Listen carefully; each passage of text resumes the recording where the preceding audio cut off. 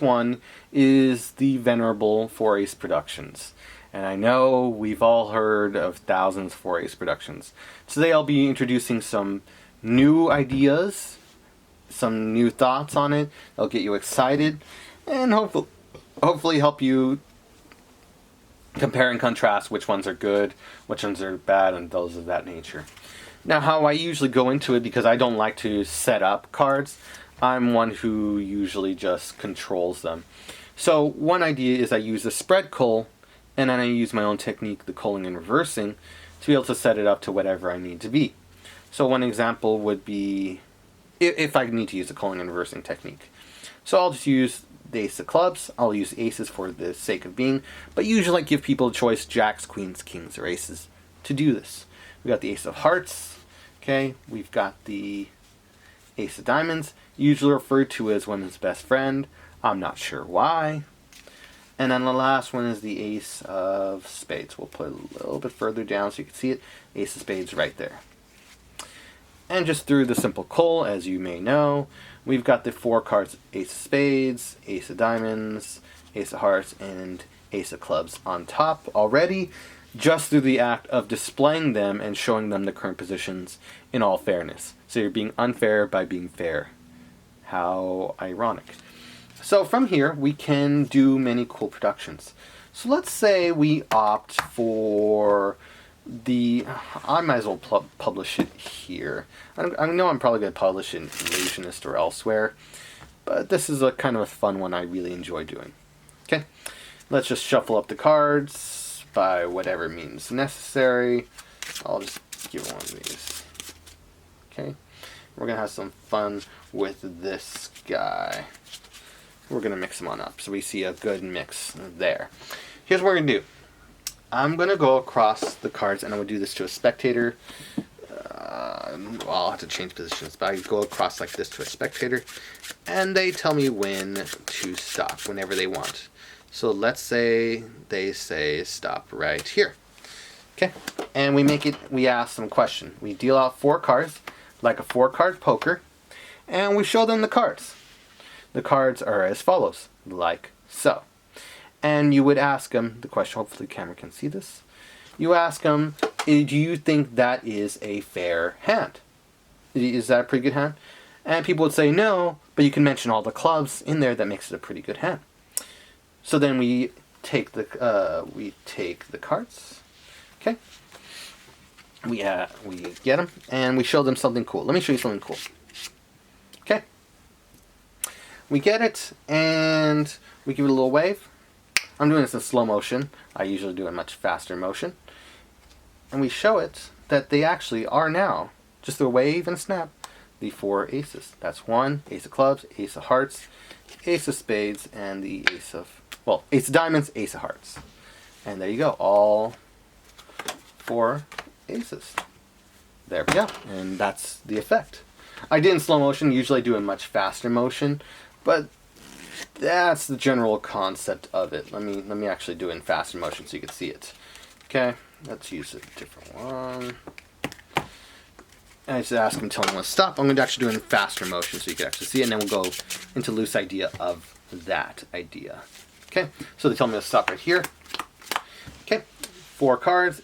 Would you say that is a good poker hand? And they would respond.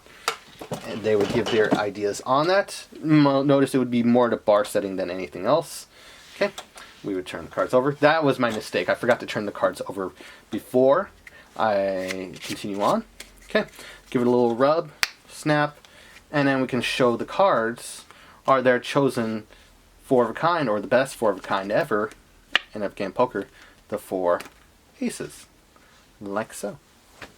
And then you can deal them off like so. So that's one idea I had, and we'll go into this very briefly. You might have got a little hint of it from me doing it twice more at the speed of it. So we have the 4 of a kind on top. I just cull it. We do the overhand shuffle, making sure we pull out from the center, not from the top, retaining those 4 aces. They tell us when to stop whenever they want. They stay stopped there. ooh, we hit a joker. Do we want to use a joker? You can make their decision. Let's say we don't opt for it. And we show them 4 cards. We deal it to the table or their hand. And we show them 4 cards. And they can notice it. The misdirection provides you the cover to be able to riffle off 1, 2, 3, 4 of the aces. Get a pinky break under that. Okay. As a comment, or they're still misdirected after that, we can turn it slightly, doing what was from the J.C. Wagner commercial magic book, the bottom palm. And then you just use your pinky, go in, got it right there, put pressure from the other fingers, and square it, and the other thumb part holding it right here. And you got a generally good grip of it right here, the 4 aces. The pack covers it, so you got this essentially. Right here, this is bad position, but no one ever sees that, and we got right here. It looks normal. Okay, no one cares. I have my hand down the side, so angles are great. They're amazing. Okay, relax. So they say it's great, it's bad, it's whatever. And he said that's not what you had originally wanted. Originally, I let them choose if they want jacks, queens, kings, or aces, and I called that to the top, and then we go from there. But for the sake of argument, we're using aces. Let's say they wanted aces. We turn it over, and then here was the thing. This is why I didn't do an initial performance. We turn this over as we set down the pack. And as we're setting down the pack, the larger motion of setting down the pack covers the smaller motion of the aces, turning. And they are covered, don't worry. Just don't have windows. Don't have windows. Close your hand. So we would do this. As this pack comes down, larger motion. Smaller motion is you slapping those aces right on top of those cards, squaring everything up, and then putting them into your hand. Now you've got 8 cards instead of just 4. Here is a simple way to turn them into aces. Deal off 1 to your hand, slip 1 off to your hand. Okay, this is first ace, second ace, third ace. Doesn't really matter the order. It really doesn't. So you slipped off 3 cards. Okay, you put the rest of the packet on top. So the position is 1 ace is on top, 3 aces are on the bottom, and the rest of the cards are there. Okay, simple. This is called Berto's Flair, named after one of my favorite bartenders at the Fox and Hounds in Studio City. Sorry, it took me a second to get that. Here is the action of revealing the aces. You use your middle finger, like an Ascanio spread-ish thing, if it is Ascanio. I don't know, there's so many variations on it. I can't even tell which one's Ascanios and which one isn't. Mercury aces, look that one up. Okay, so you go up and out. That's with just the middle finger. Up and out. Okay, you got 1. You use your thumb to go up and out for the ace of spades. So, out, up, out, down. Use your forefinger right here to push off 1 more ace. And so now you got a display of all 4. You could even let go for a second, if you can, angling it so you don't show this bottom packet splitting off. Okay, you can even show it briefly. You could just hold it and show all 4 aces. Cool. Now this ace right here, this lowermost ace that you pushed off, has all the cards to it. So when we do display, boom, you show all 4 aces, people react. Then you immediately take this ace of clubs with all of its cards, you drop it right on top of the deck. Clean up. Then the rest of the aces are clean, so if you want, you can turn this ace of diamonds over. I don't, because I want to... If this one was just dropped to the table, why would you show this one immediately and all the others? So I drop this one to the table, and then as a change of plans, I then turn the ace of spades and ace of hearts over. So then it seems very fair. Like, maybe it was the last 2 that there was hiding on the cards, and it isn't. Cool. And then you can do your 4 ace effect because the aces can be dealt off. This one, you risk kill the last ace, the ace of clubs. You risk kill real fast, covering the fact that these 4 cards were ditched are on bottom. And you're done. Unless you want to do if you want to end truly clean, you can give the cards a shuffle, and then you can scoop them up and do your routine, whatever it may be. Invisible palm aces, ace assembly, whatever you want. I don't really care. That's one idea. Another idea is based off of Dan and Dave's, what do we call it? the one with the watch, where they did an ace production using their watch and they spun a card, looked really, really cool. And I even got a watch just to be able to perform it. My father's. Anyways, so I wanted to do something based off that, and I came up with this idea.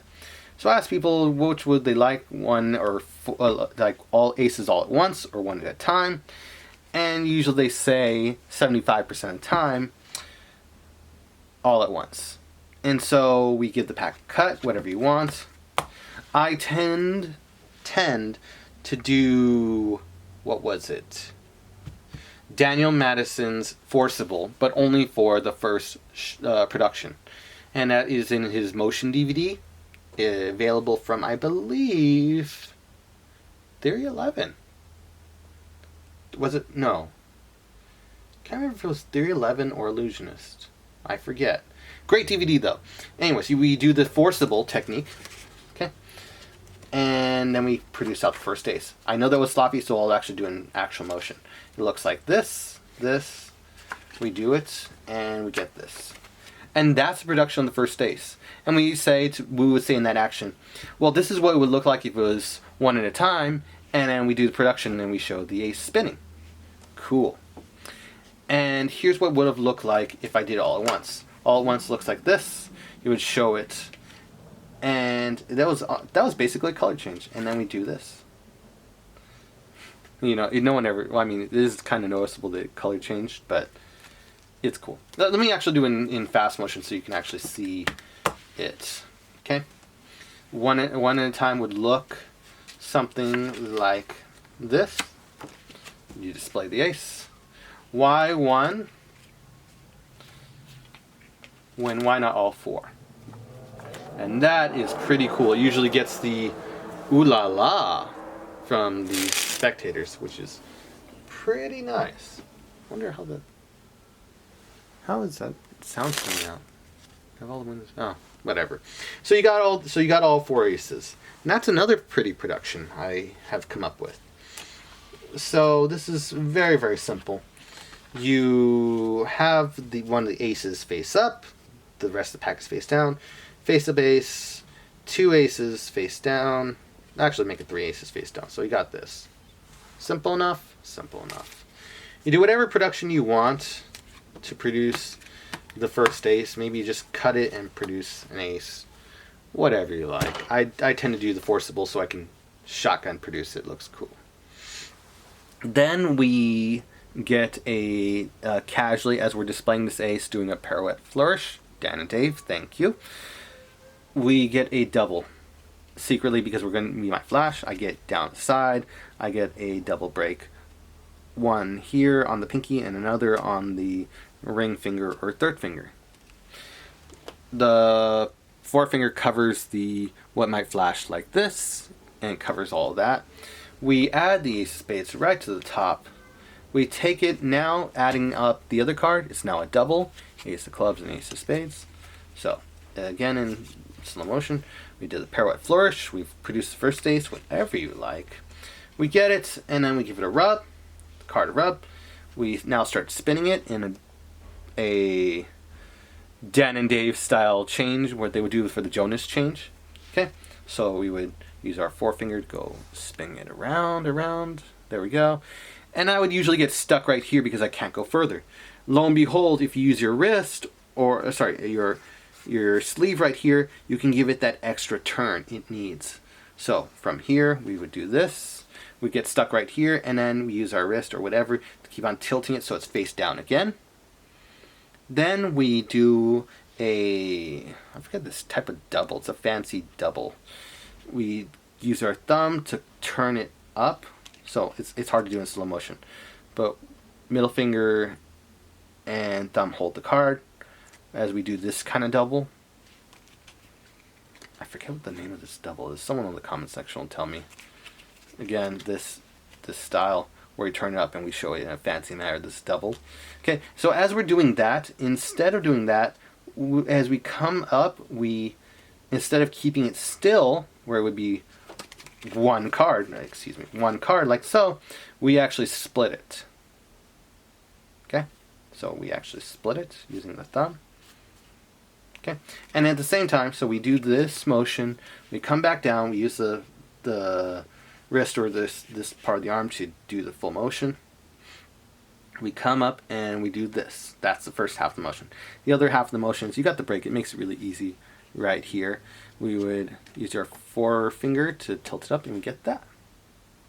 So in action, it looks like this. Cut whatever you want, produce the first one. I don't really care how you decide to produce it. We decide to show it. We've already got the double break. At the top, we do this Jonas change spin, the first half. Thank you, Dan and Dave. And then we produce. Breaking it right here and flipping it up right here. One last time. Here, here, boom. And sometimes you can actually just get the break. Maybe you only got a break here, as I did in that last one. You can, as you're displaying this one and you're turning it down, you get a quick break right here and then do it however you feel is good for you. And then you got the 4 aces. That's another way.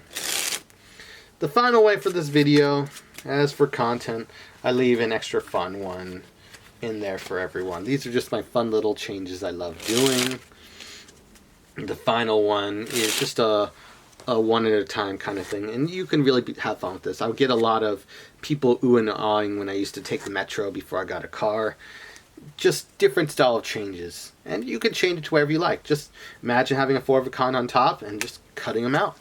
So imagine doing, you know, whatever change. This is my Melanie cut. Boom. Boom. 1. Imagine doing another cut, some false cut. The 3 aces are still on top. Okay. Imagine you do some fancy false cut. This is another one I don't even have a name for. And then we can do a card string with the last card being held in the hand, and you can show the second ace. Okay. You can do, I don't even know what you want to do. Do a fancy XYZ cut with the last one spinning right here. Boom. You cut out the third one, and you could really make it personalized to you. And the last one, I tend to do a triple one-hand cut. This is only for the pros. You do a Charlier, break into a 3-pile packet. Okay, break it off right here. This is like a essential one-hand double undercut. Lift up this last card right here, the top card right here. Rechange the pinky break to be below. So now the ace of clubs is on bottom. And do a shot of the last ace to there. In real-time motion, triple one-hand cut. Here we go. Okay, they can see it. And then we shoot it out to there. And that's kind of cool. I'll be teaching well, at least the triple one-handed cut in the Illusionist DVD set when I eventually release it. But that's an idea. I'm just inspiring some ideas. So if you want to do a single production that looks really cool, showcasing your skill, 4 different cuts, producing aces, you can just do something like that. And that looks really cool. And this is our mini little jam session featuring 3 little ideas on how to do an ace production. Hopefully inspiring your own ideas. I may say, you know what, these aren't for me, but inspired me to do something different or something better. If I did that, then I accomplished the goal of this. My name is Dan, and I hope you're having a good one. Thank you.